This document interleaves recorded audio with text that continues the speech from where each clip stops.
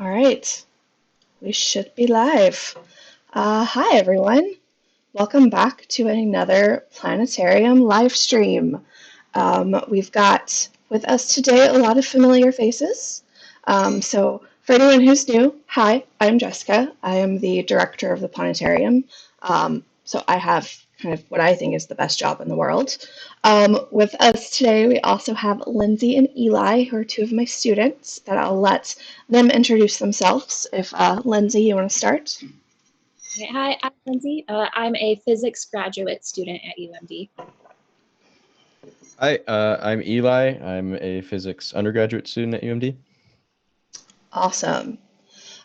So throughout our live stream today, if you have any questions, feel free to put them down in the comments. Eli is going to be watching that for us and will let us know when any comments or questions do come up.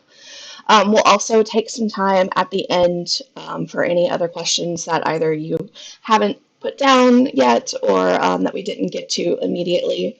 I also do want to say that there is a bit of lag between when we see things and when it comes across on the live stream. So give us a few minutes once you put your question in there before you expect us to get to it. But today, we are going to be talking about a topic that I know in particular Lindsay and I love, and this is going to be all about citizen science. Um, so, citizen science is basically real scientific research that is conducted using your average citizen's help. And so it's a way for people to take part in real research without needing advanced degrees or training or any extensive equipment or anything like that. Most of the time, it's very simple, just needs you and maybe your phone or your computer. And it's really awesome. And it allows us to get a lot of input from a lot of people, which helps in a lot of different ways, which we'll get to. So some of the earliest iterations of this citizen science actually didn't use people's input themselves. It was scientists who needed more computing power. And so they asked for volunteers to use kind of spare processing power on their computers to run programs in the background so that the researchers could get this stuff and simulations and things run without having to, buy a whole bunch of other computers. That sort of evolved later when scientists started having a lot of information that they were trying to get through. And so they started asking for volunteers to help them comb through either images or data. And one of the kind of earlier astronomy projects that did this was called Stardust at Home. So Stardust is a mission that actually sent a spacecraft flying through the tail of a comet, and it had this aerogel that allowed the spacecraft to collect kind of little grains and debris that were in a comet tail and then brought them back to Earth. Well, interstellar grains, little tiny grains of sand in space, are very, very, very small. And this was a large piece of aerogel. So it was a lot for the scientists to have to very carefully look through every little tiny cross section to look for those tiny little specks. And so they asked for volunteers. The one kind of drawback to Stardust at Home is you did have to pass a test in order to be kind of qualified to work on this project. And so there was, I guess, a bit more, I don't know what the word I'm looking for, not something that everyone could do.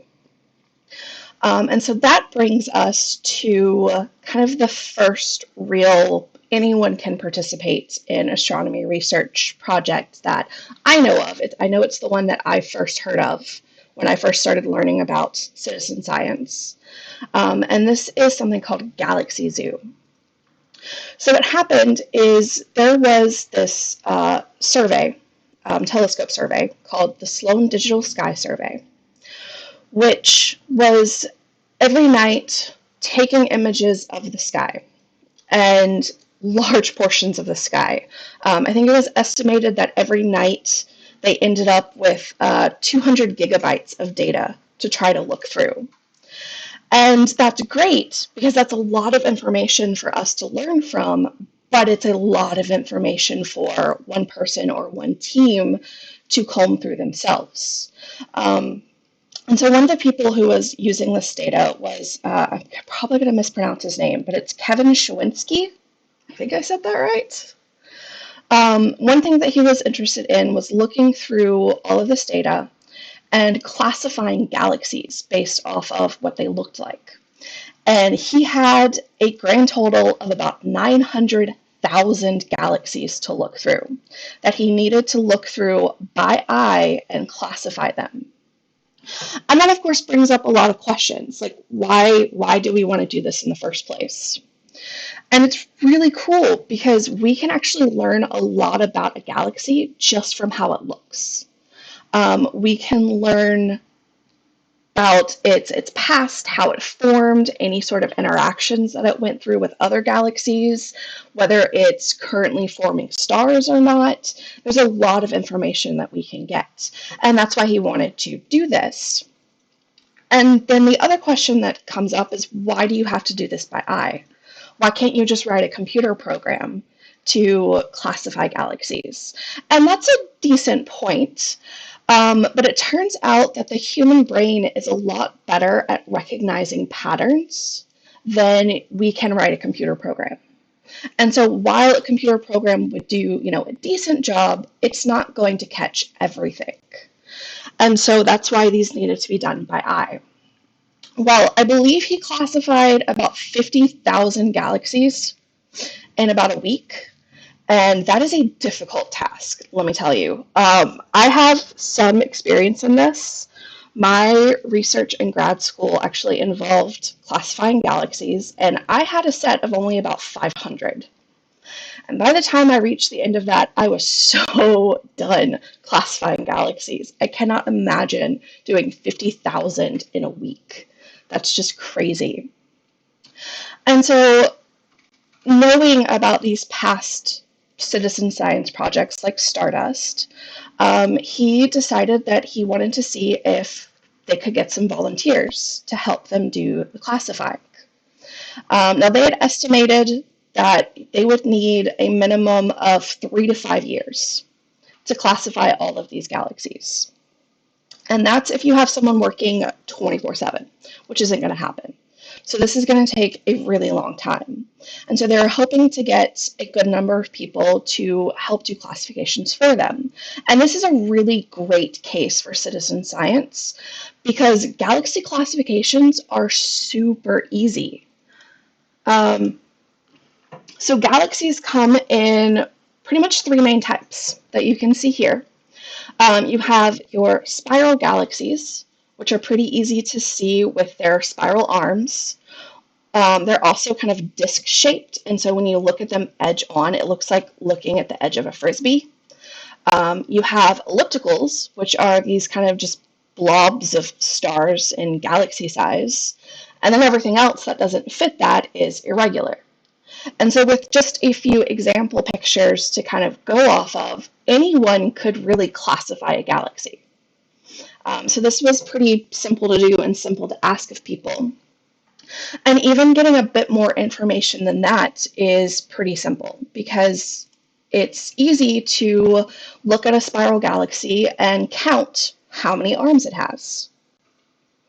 Or to look at a spiral galaxy and look at the central region and see, is it more spherical or is it kind of elongated in what we call a bar?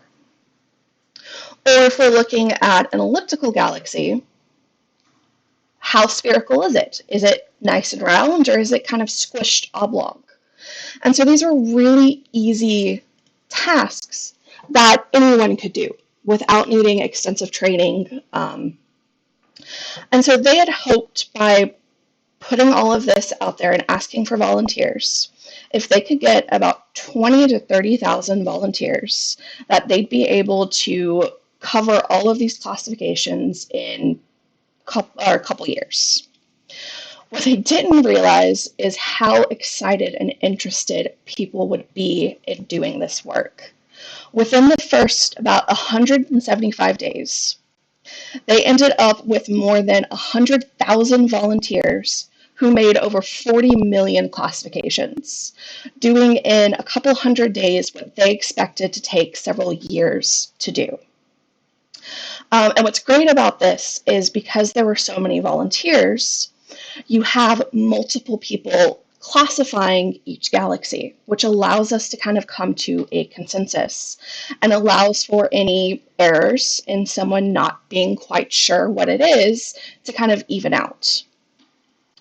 And so this was a huge success, and that led to them coming up with future iterations, looking for more details or something specifically.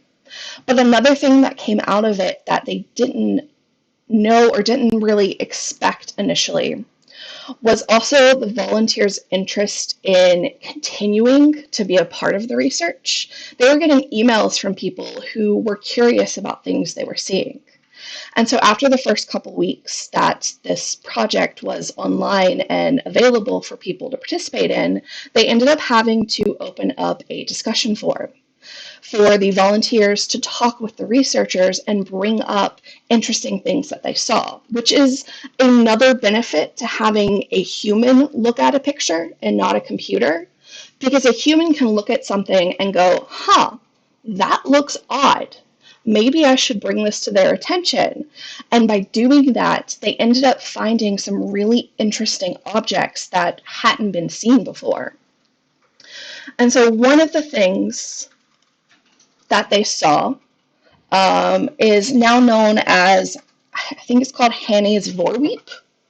And again, I may be mispronouncing this.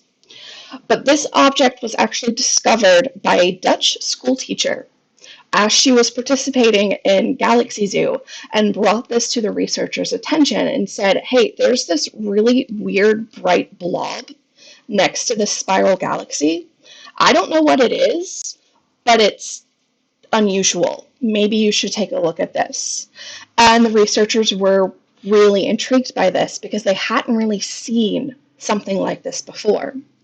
And we still don't 100% know what's going on here. The leading hypothesis is that there is an active supermassive black hole at the center of this spiral galaxy that is shooting out a jet of high energy that is causing this gas that's nearby the galaxy to glow. But when they found this one object, they of course started wondering, are there others like this? And so they created kind of a subset of Galaxy Zoo to scan through the images and look for, in particular, things that looked like this. And they ended up finding 19 other objects. And so this process and this citizen science led to the discovery of a brand new type of object that hadn't been found before. Another discovery that was made by citizen scientists are things called green pea galaxies, which I think is an interesting name, but as you can see in the picture, it's very fitting. These are little spherical galaxies that are greenish in color. And these seem to be found in the very early universe. And so these are, we think, some young galaxies that are very actively forming stars and were sort of the kind of early precursors to the big galaxies that we see today. And so by finding these objects, that's allowed us to study what these early galaxies looked like and what may have gone into building up something like our Milky Way galaxy.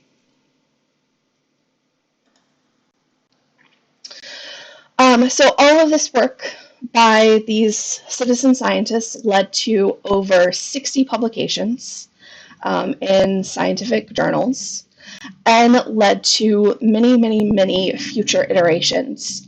Galaxy Zoo itself has, I believe, about 7 versions at this point that have been looking at other sets of data or going through the data that they have and looking for more details.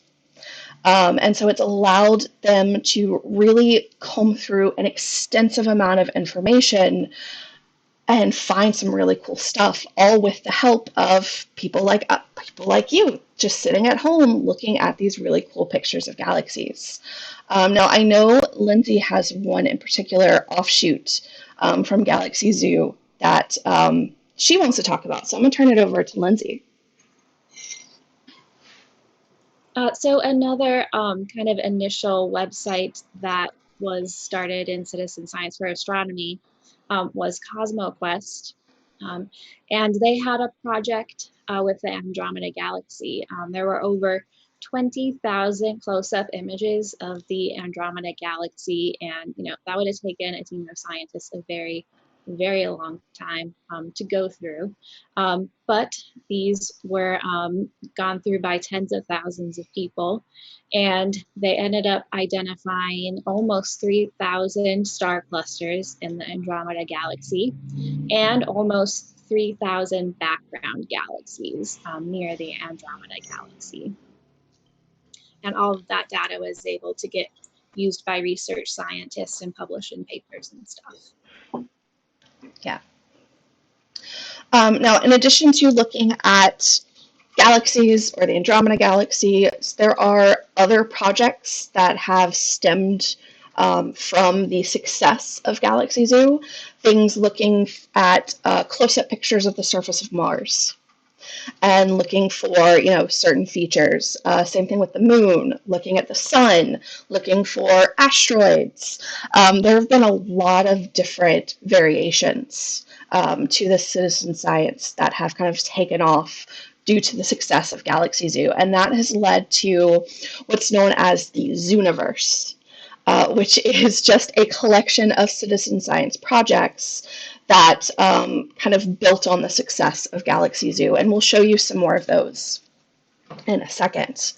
But first, I want to show you a little bit of what Galaxy Zoo looks like today, because it may seem like a daunting task to, classify a galaxy or to take part in research, and it's really not that difficult.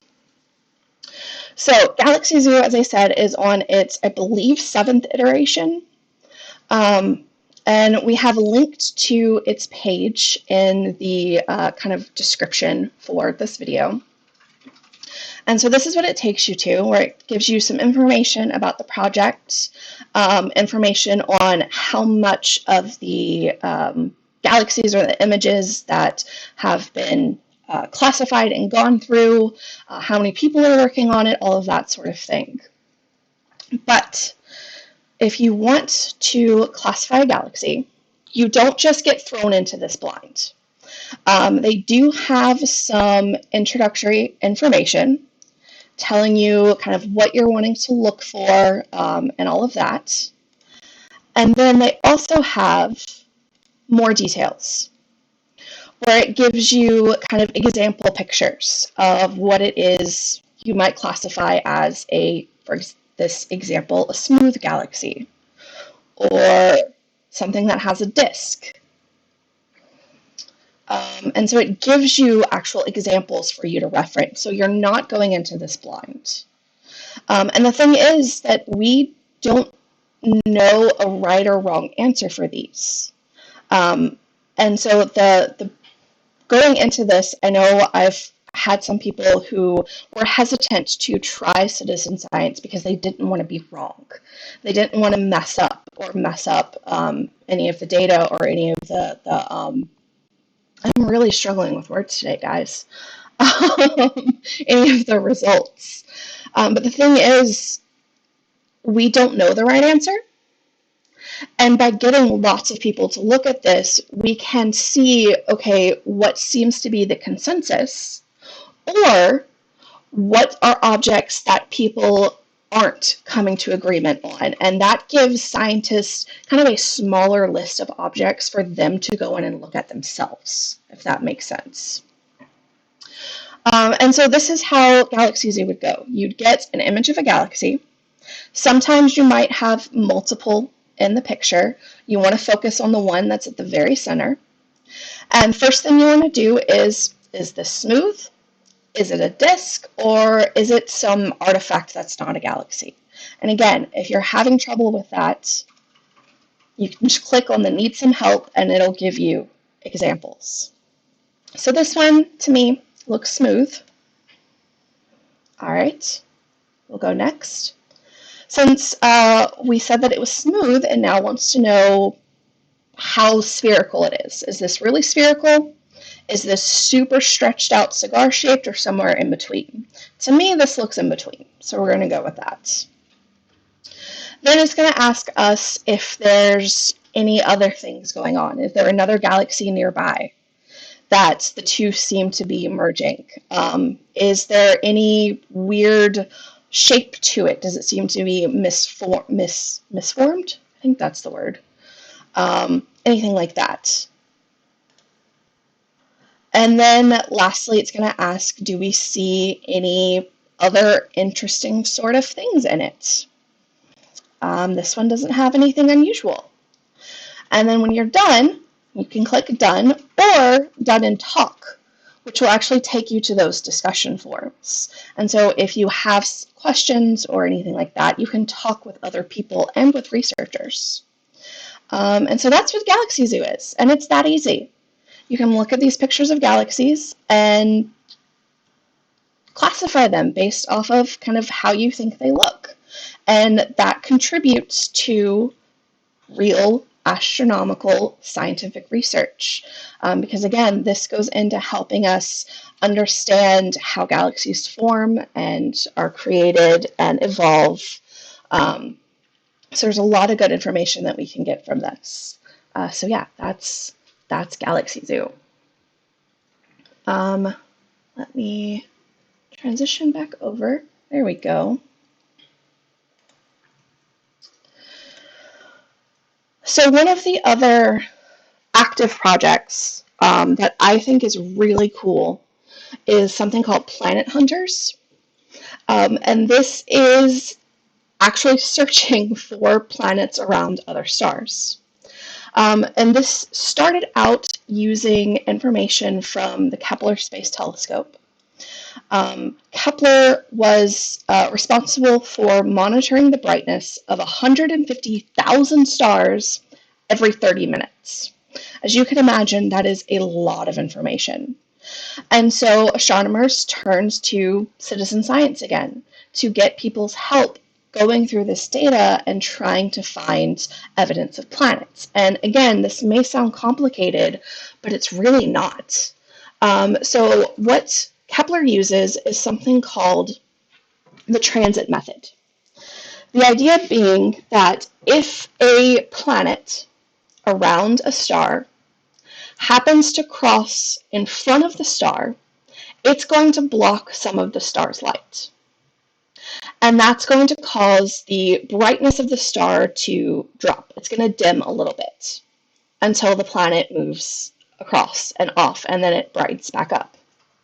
Now, since this is a planet, it's going to orbit, go around the star in a regular amount of time. Like the Earth takes 1 year to go around our sun. And so every time the planet goes around, we're going to see this dip in the star's light each time it crosses in front. And so that's what we want to look for, is these dips at regular intervals that indicate something orbiting around a star. As you can also see in this animation, not only can we use this to find planets, we can get information about the planet, such as how big it is.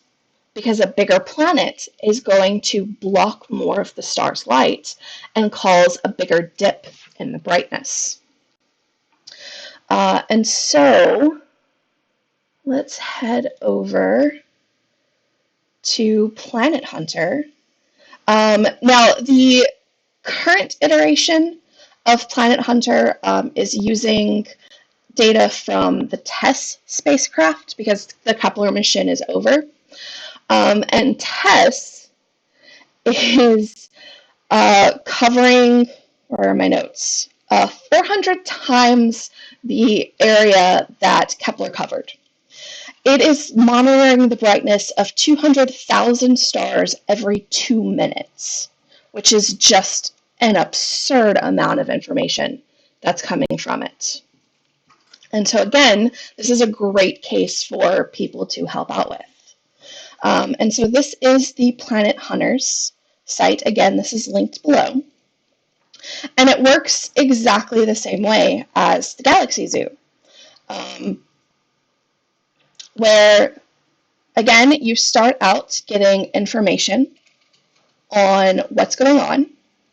It tells you about this transit and what we're looking for. So you can see here that there's this nice dip in the brightness of the star.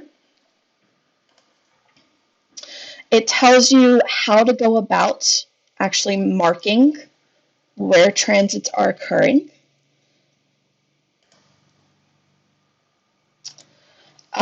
And just gives you some cool information. And just like with the Galaxy Zoo, there's this nice little button of, do you need some help? And it'll bring up information on some more information to help you with this. And so this one is really simple too. You want to look for where you're seeing these dips and the light coming from the star. And so there seems to be 2 here. And so we mark them and we click done. All right, now this shows us something that is a little bit different, because one of the additional things that the scientists are trying to do with Planet Hunters tests is also put in some simulated data. Some data that they created through models of planets around stars, how it could look to us. And they're hoping to get information on what types of systems are easy to find, which types of systems may be missed. And so mixed in with real data, you may get some simulated data as well. And so you may end up getting that kind of feedback, which is not meant to kind of discourage you or say, oh, hey, you're wrong. It's meant to help show how difficult it can be to classify, and also help show the scientist what type of objects may be missed in the real data. And so that is Planet Hunters.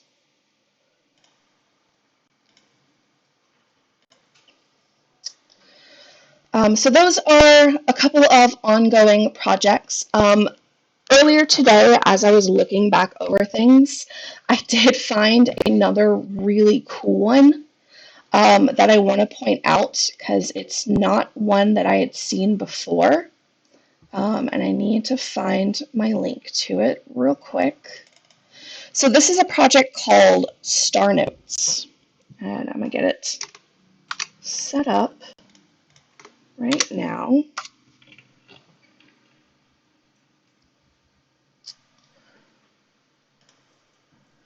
Where they actually have digitized scans of work of early women astronomers, and they need people's help to go through and transcribe their notes and their work.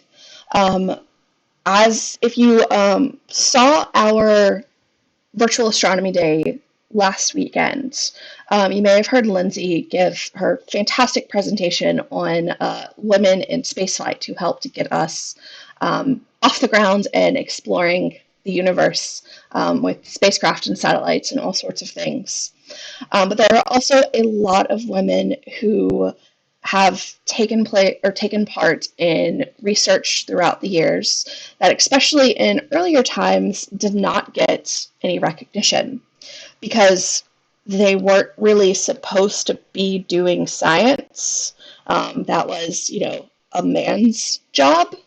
And so even though they were hired to help go through things or to maybe do calculations by hand, the work that they did was usually attributed to the man who oversaw that project.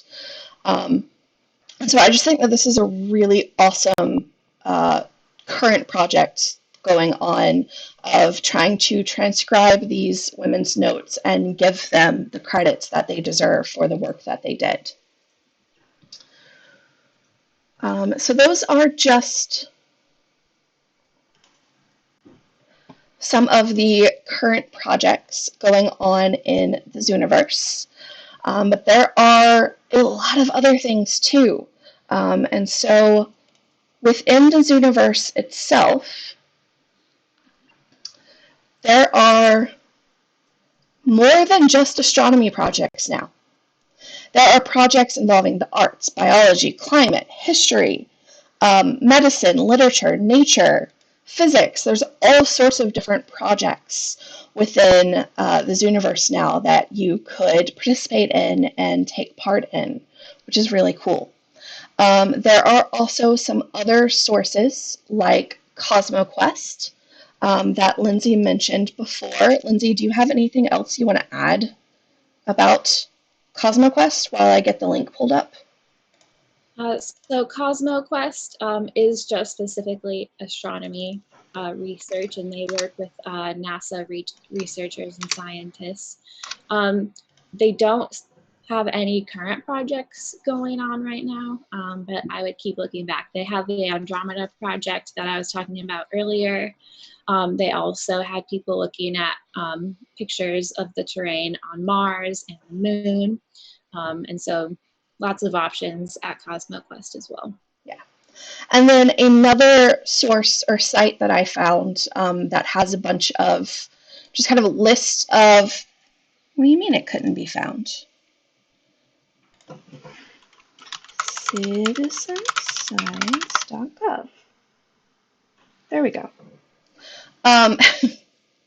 Is citizenscience.gov, which is a list of government-funded citizen science projects. And so there are a lot of really cool resources, a lot of awesome projects, not necessarily just astronomy, branching in all sorts of fields, but it is a way for you to take part in real research. And I think that's amazing and awesome, and I love it, and I know Lindsay does too. So yeah, that's how you could do real research just from home while we are all staying home quarantined. It's another fun project that you can do.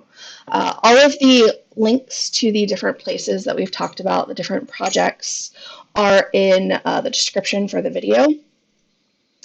And yeah, Eli, do we have any questions? Nope, nothing in there. No? All right. Well, we'll give a couple more minutes if anyone ends up with some questions. And we'll talk about, I guess, what's coming up next week. So for our show next Wednesday, we're going to be doing, what did I call it? Constellation story time. And so we'll kind of walk you through the night sky that night, talk about things that you can see, stars, constellations, planets, and tell some of the stories behind those constellations. And then on Saturday, Eli is going to be talking about the size and scale of the universe. And then with, I believe, Lindsay, you're helping, also exploring some of the really cool things that we can find in our universe. I think that's going to be a really exciting talk. I'm excited to see it. So yeah, that's coming up next week. Anything coming in, Eli? Nope, nothing coming in. No? All right. Well, thanks for joining us. As always, or at least as has been for the past few, these videos are going to be uploaded to our YouTube page so that you can go and check those out anytime. And yeah, thanks for joining us, and we will see you next week. Have a great weekend and happy Easter. So, bye everyone. Bye-bye.